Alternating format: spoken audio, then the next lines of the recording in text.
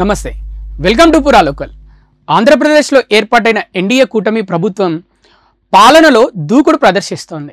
రాష్ట్రానికి ఎంతో కీలకమైన పోలవరం ప్రాజెక్టు, అమరావతి రాజధానిని సందర్శించిన సీఎం చంద్రబాబు రేపు కేబినెట్ తొలి సమావేశం జరగనుంది.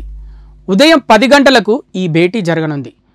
ఈ మంత్రివర్గ సమావేశంలో ప్రభుత్వ ప్రాధాన్యతలపై దిశానిర్దేశం చేయనున్నారు సీఎం చంద్రబాబు.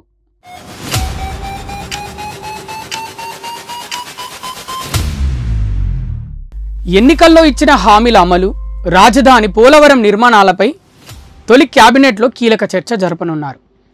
మొత్తం 8 శాఖలపై శ్వేతపత్రాలు విడుదల చేసే అంశంపై క్యాబినెట్లో నిర్ణయం తీసుకునే అవకాశం ఉంది. ముఖ్యంగా రాష్ట్ర ఆర్థిక పరిస్థితిపై క్యాబినెట్లో ప్రత్యేక ప్రస్తావన ఉండనుందని సమాచారం.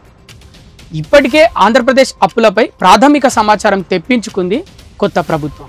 14 లక్షల కోట్లకు పైగా ఏపీకి అప్పుల భారం ఉందని ప్రభుత్వానికి సమాచారం అందింది.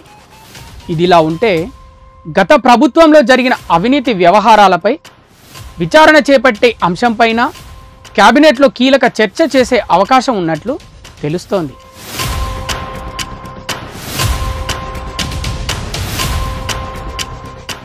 ఇవి ఇప్పటివరకున్న అప్డేట్స్. మరిన్ని అప్డేట్స్ కోసం చూస్తూనే ఉండండి పురా local, your choice for local voice.